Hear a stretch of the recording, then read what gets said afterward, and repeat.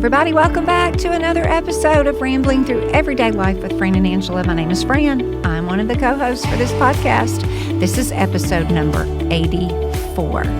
This week, we have asked our precious, dear, very wise counselor friend, Mallory Lamm, to join us. We are talking about the wounds that we need to heal in our life.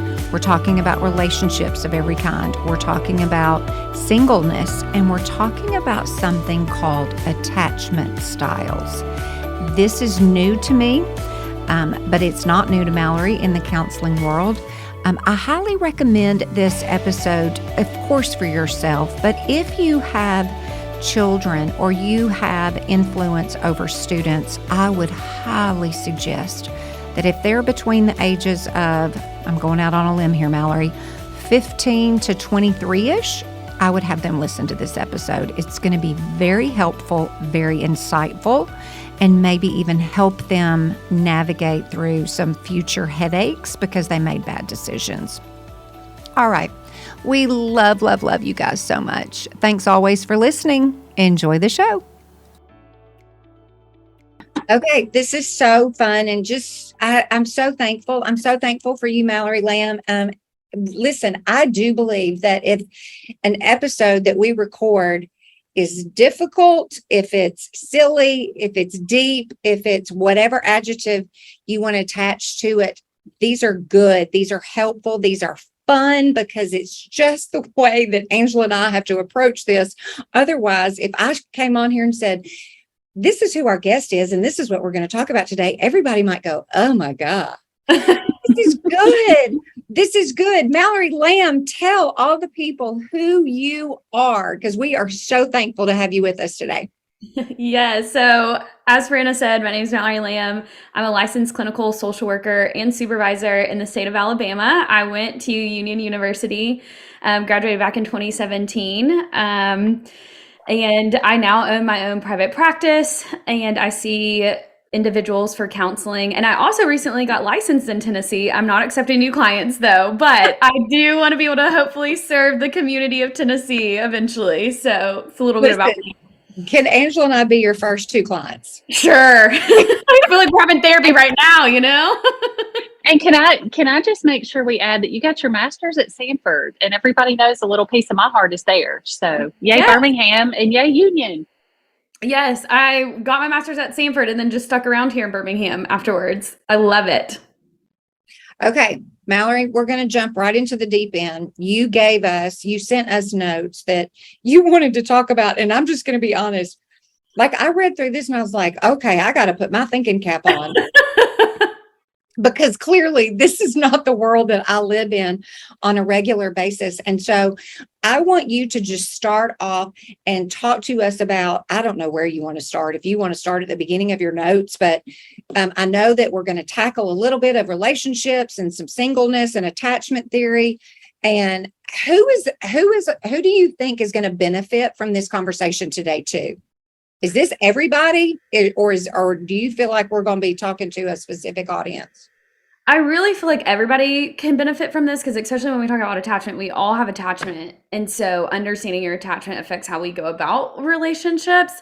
So I think whether you're married, you're dating, and friendships, whatever the case is, you're going to relate to it. So I think anybody can. Okay. Where do you want to start, sister? Okay.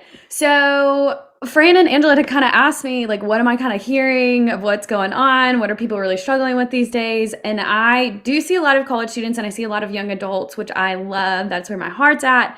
And a lot of our conversation has been about loneliness, dating, how we relate to people. And as a therapist, I believe a lot of it goes back to attachment theory. And a lot of people are probably like, what is that? And it can feel really like over your head, but I'm going to try to break it down the best I can in a really simple way. But essentially, attachment is like an emotional bond with another person. So when you are an itty bitty baby, you are more than likely going to bond with mom. Sometimes people bond with dad. And that is when attachment starts, is how we relate to the parent caregiver figure. And so essentially attachment, when you want a secure attachment, is when the primary caregiver is able to create this like safe, stable, consistent environment of the parent is always not always, but is going to respond pretty consistently to the child's needs and creates a secure base for the child. And most of the time, though, sometimes that doesn't always happen.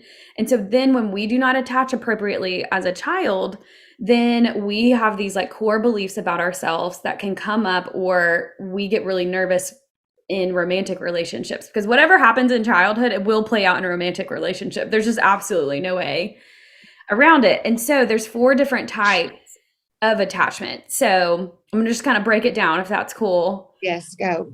With y'all. Okay. I already know which one I am, but we're not going to talk about that, okay? But I already know which one I am. Yes. So the first one is secure attachment. So essentially, this is like you have a healthy relationship with your caregiver. You show appropriate distress when left alone.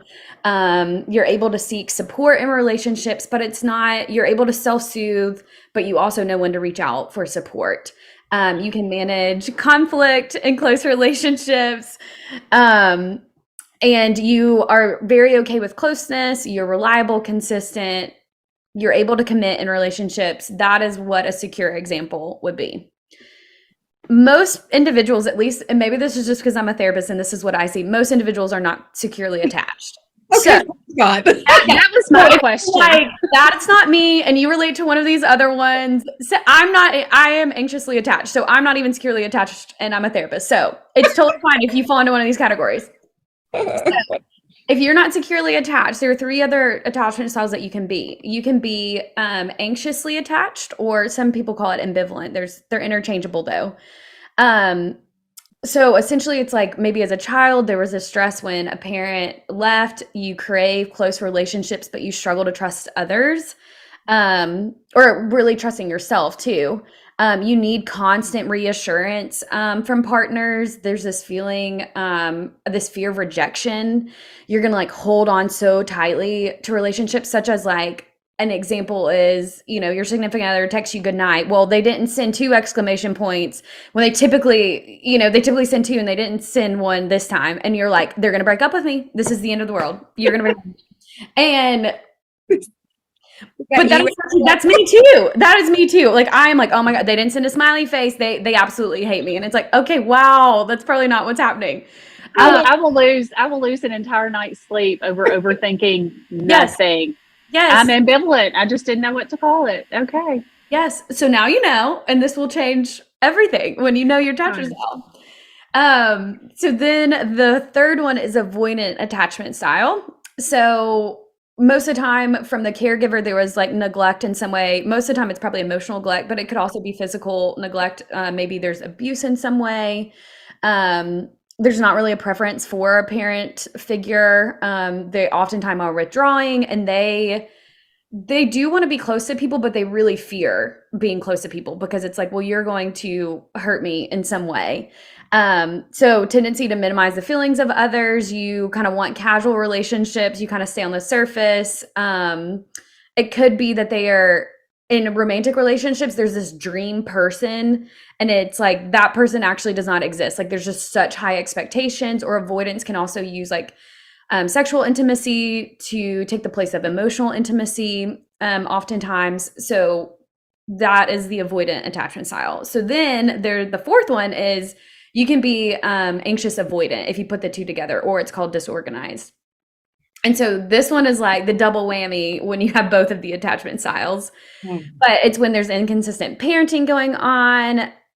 Close relationships feel really confusing. There's oftentimes a strong feeling of feeling unworthy.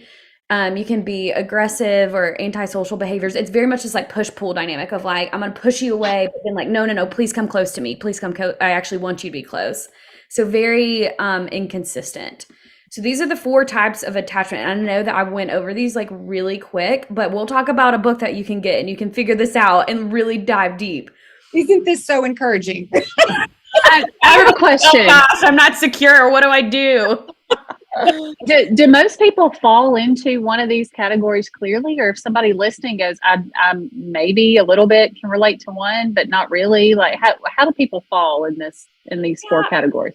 I think oftentimes it's really learning because attachment at the end of the day is just behavioral patterns. So it's like learning your behavioral patterns and figuring out like, okay, why do I do the things that I do? Like, what is my core fear? Like, is it this fear that somebody's going to leave me?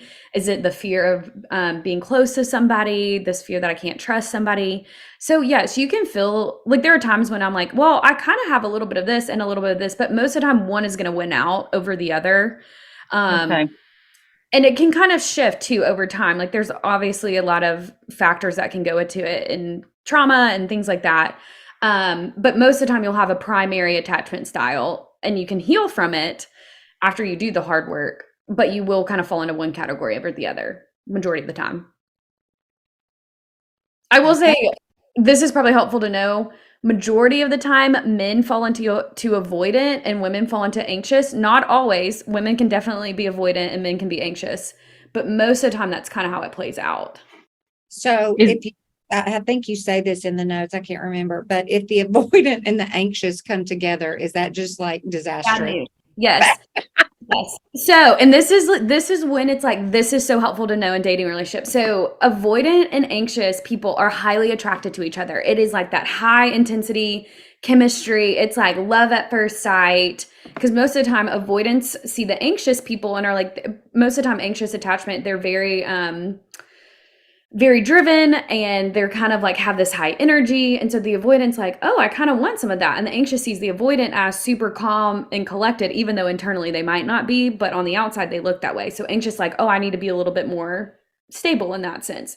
So they really attract each other, but they do not work well together long term. It is one of those relationships where it will fade within the first couple months, majority of the time, because they want different things. The avoidant is fearful of intimacy, where the anxious person, that's all they want. And so then you're going in the opposite way because the anxious is always chasing the avoidant. And so it does not hardly ever work. Are there couples who are probably anxious and avoidant? Yes, but they have to be able to know these are my patterns. Okay. So let's say that a precious, we're just going to pick 20 years old, 20-year-old girl or boy, doesn't matter, is listening to this right now. Because here's the reality. I said I live in practical land. I'm 52. We don't want people to learn these things after their whole life or a big chunk of their life, where they don't know who they are, or, they don't know their behavior patterns. They don't know that where they have suffered as a child. They just kind of think, well, this is the way I am. This is the way I am. And so how does a 20-year-old, how do they begin to figure this stuff out? Do they go to counseling? Do they get this book? How do we keep them from doing all the horrible mistakes that we, made at their age? Sure. Yeah. So counseling, definitely. And somebody who's who works from an attachment framework. And so that could be something that you ask a counselor is like, are you aware of attachment theory and or incorporating that into treatment? So definitely counseling can help you like learn the behavioral patterns. Typically too, y'all know me. I've probably talked about this on other podcasts, but I'm a very big believer in mind-body connection. And so somebody who does the therapies of like EMDR or brain spotting or like lifespan integration are all therapies that target attachment wounds is what we call them. Like they're just where our attachments really play out. And so going to counseling can be very helpful to help you address, okay, what are my patterns? What are my core fears and beliefs? What did I learn from childhood that's now playing out in relationships? And even if you're married and you are older, you can still benefit from that. But I would also say if you're like, I don't know if counseling's the move or you need to warm up to it a little bit, the book Attached, it is by Amir, Levine, and Rachel Heller. And it's called The New Science of Adult Attachment and How You Can Help You Find and Keep Love. And it is the best book on attachment that I have ever read. It is very practical of these are specific behaviors that each attachment style does. And it is crazy how I was like, you are in my mind right now. Like, how did they know this? But they give very practical examples too of like, how can you kind of overcome them? And like all the anxiety or the fears that you have and what that looks like in a relationship. So I definitely recommend that book. Okay, we're going to give one away, Angela. That's what we're going to do. I wish that this is kind of one of those areas, which I know I don't want to sit here for too long, but I know that I can only speak to people that are my age, but we did not learn this. You know, when I say that people say, and I know you hear this is just the way I am. Okay, that means a lot of things. Are you okay with how you are, or do you want to change? Do you have the tools to change? I think sometimes too, people have the tools, but they still don't change. And it's hard. And it's just hard. We're all wounded. We are all wounded. You are lying to us if you tell us that you're not. If you had this picture perfect, whatever that even means, childhood, it wasn't. There's wounding and pain involved. And so bravo to you for stepping into these hard conversations with these young people, because too, if singleness, if you're talking to a lot of college age students, young adults that are single, I mean, good grief, in the world today where all you see or you think you're supposed to have is a partner and a relationship, and that's different than what your parents grew up having. And so then again, we just entered into another era where nobody knows what to do with that. And so how do they get help? Because their parents can't relate to that. It's like, well, my gosh, you're 25 years old and you're not married. What in the world's wrong with you? So you were doing the hard work, Mallory Lamm. Okay, that was a little bit of a rant. What else do we need to talk about? Yeah. So even thinking about attachments, because now it's like, okay, great. I know my attachment style. Now what? Right. And so I think the biggest thing to learn is if you fall into the categories of anxious, avoidant, or the combo, the anxious avoidant, when you are dating, you want to be looking for a secure partner, because when you are dating a secure partner, you then become more secure yourself in your own attachment. And the secure person should be able to help that person heal those wounds of, no, it is okay to be close, or yes, I will reassure you, and learning to trust one another. And so looking for the characteristics of a secure partner, because if they're showing signs of attachment style that does not match with yours, then automatically, okay, that's not for me. I can really love and respect that person, but that's not for me. And so that is a game changer when you are trying to date, because it's like, are you actually just being attracted to emotionally unavailable people? Right. Because at the end of the day, we always want to blame the other person as to why relationships don't work out. But it's also like, we gotta take some accountability for ourselves. What are my patterns? And the other person might very well be doing stuff. And also I can only change myself.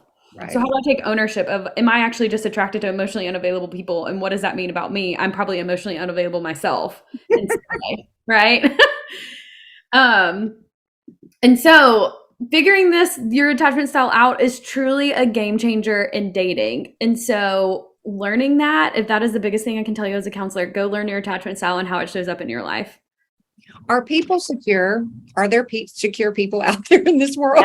Yes, they are. There are secure people, definitely. I will say, so how relationships play out with them, they are not in the dating pool a lot because they're so secure. They're the type of people where they're going to have long-term relationships. Most anxious or avoidant people cycle through relationships super duper quick. It's only a couple months. So secure people, that's the only thing that it can feel really discouraging of well, if secure people aren't in the dating pool, what am I supposed to do? But there are secure people out there. And so that's why it's well, I'm responsible for healing my own attachment, and I want to become a secure person so that when I do go out and date, you can heal your attachment and become secure. And so that's why we all have to be doing our work. So there's research study actually that came out recently that women are doing the hard work of healing their attachment. And so they're becoming more secure, but men aren't in counseling as much and healing their attachment. So then it is this odd dynamic where women are healing and going to therapy, but men aren't. And so then it's there's a lot of single people and the men are feeling really lonely. And I think women feel lonely too, but there's just this power differential, it seems like, in that when one person's healing, the other person's not. Okay, so let me ask, because I don't want to assume I sit here and know the answer. Why are men not doing the hard work? Yeah, I think it's a great question. I think one, there's stigma, right, of going to counseling. They think everything's fine, nothing's wrong. Weakness, it shows some kind of weakness. Yes, oh, absolutely, that it shows weakness to be in therapy or to say I need help. Or especially if they fall in that avoidant category, they're avoidant of their emotions, Mhm. right? And they don't want to have to do that deep work. And I will also say, as an encouragement, as a therapist, I see quite a few guys, and there are men out there that are doing their work and are willing to be like, no, what happened in childhood or what has happened through me in life, throughout life, has affected me. So if you are on dating apps, I will say research shows 69% of men on dating apps or people in general are avoidant. And so Mhm. if you are on dating apps and you're like, why is it all the same people? It's because they're probably avoidant and they're cycling through relationships pretty quickly. And I don't want to overgeneralize because I think that dating apps can definitely work. I've known many people that I've met on dating apps and it's great and fun. But if you are discouraged by dating apps, that is some data that's out there. Well, and that's so important because I look at this kind of backwards. As 22 years in divorce law, my goal is keep people out of my office. Like I would love to never have another divorce client. And so much of what I see is people that came into the relationship wounded and or had terrible communication skills. And sometimes, obviously there's exceptions there, but I love the idea of, if you're listening and you're in college or you're a young adult and you're trying to figure this out, like pause and get healthy and whole and understand the dynamics at play as you're or before you're entering this relationship. That is a game changer. And that's something I had no clue about when I Mhm. was dating. Mhm. Yeah, it's definitely a game changer in dating. And it's really fun work for me to sit with college students or young adults in this and help them learn this and learn how to be healthy so early on. And so I'll be really curious that as people are doing this work, I actually think that people are going to be single longer or that we're going to see hopefully less divorces because it's like, no, I've done my hard work. And so when we are choosing to be in a relationship, hopefully we've both done our work. So I will be curious to see what happens in the future now that attachment is definitely a hotter topic these days. Yeah. What Okay. are some, oh, go ahead, Fran. I was just going to say, you said in the notes, we can. I mean, what you're essentially saying is we can unlearn what we've learned. Yes. Yeah. Whatever's learned can always be unlearned. I don't care how old you are, right? Yes. I don't care how stubborn you are. I don't care what your attachment is. Uh-huh.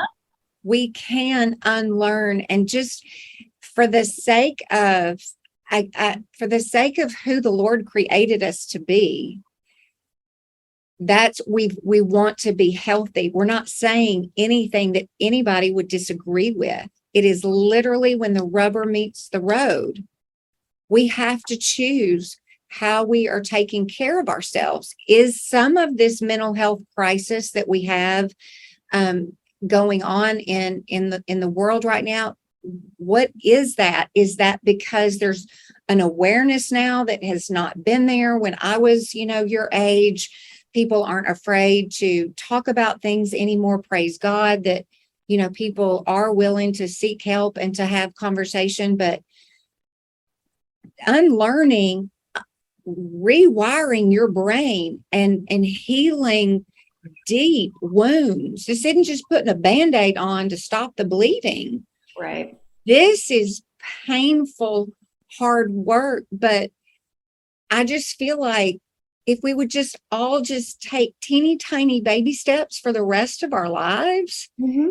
then we're going to make a difference, not just in our own lives, but the lives of our family and then our children and their children. And it's just this ripple effect that could be very healing for a whole generation. Mm-hmm. Absolutely.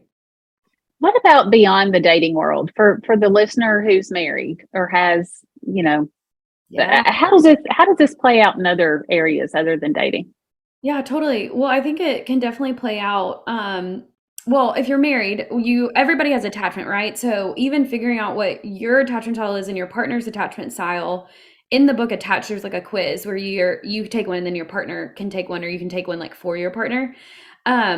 But figuring out, okay, why do we keep maybe getting stuck in these same patterns, or why does this person always respond in the way that they are responding, and we feel stuck in a loop? Like, attachment can be a game changer. So oftentimes, even if I have a client who is married and we work on attachment stuff, it's like, okay, couples counseling is going to be super beneficial, but figuring out each other's behavioral patterns and how it relates all the way back to childhood can definitely be a game changer. So oftentimes in relationships, whatever it is, friendships, marriage, dating, and somebody has a really big reaction to something that you're like, that reaction just does not match like what is totally happening right now. And like that feels really interesting.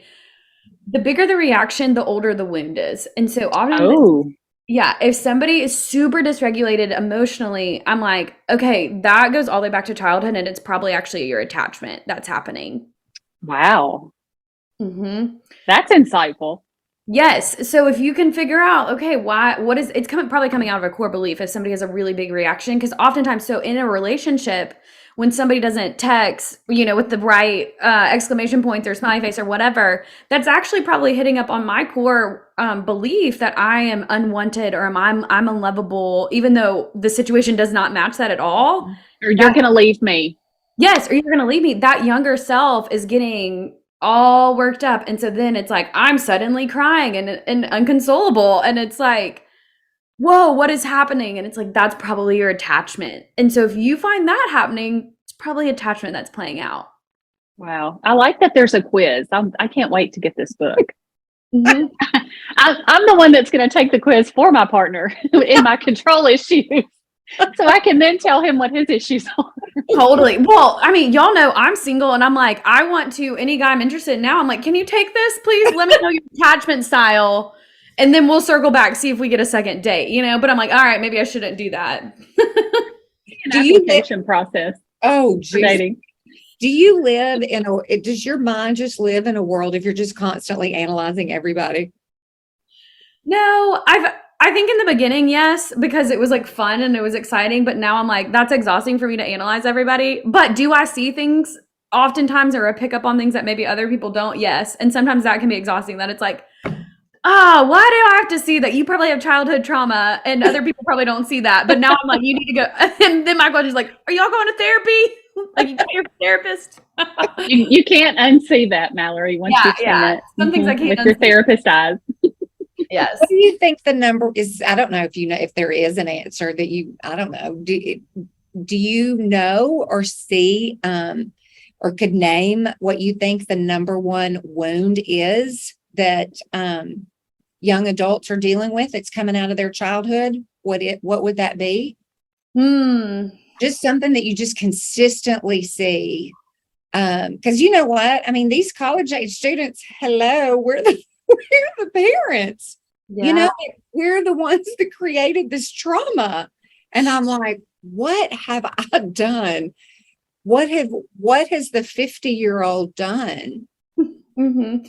Which I want to say too, if you are a parent listening to this, you did the best that you could raising your kids. And so, like, yes, your child might not be securely attached, but you still did the best that you could. And like when there's situations of like abuse and things like that, we don't have to blanket that and be like, well, they were doing the best they could. Like, no, those things weren't okay. But to say the biggest, I think oftentimes I see a lot of this desire to be a perfectionist or like this fear of like, I can't fail or somebody's going to leave me. And so most of the time that comes out of parents who are not able to emotionally connect to the child. And it's always just about like, you have to do your best, make all A's, be the best at your sport. Like that is a really, really deep wound. Or when parents did leave, right? If they left, whether physically or emotionally, they were unavailable because they were dealing with their own stuff. And so the child really had to the child has to become parent and console the parent. I see that quite a bit where there's this role reversal happening. So those are probably like the main ones. I tell you, we can't say it enough.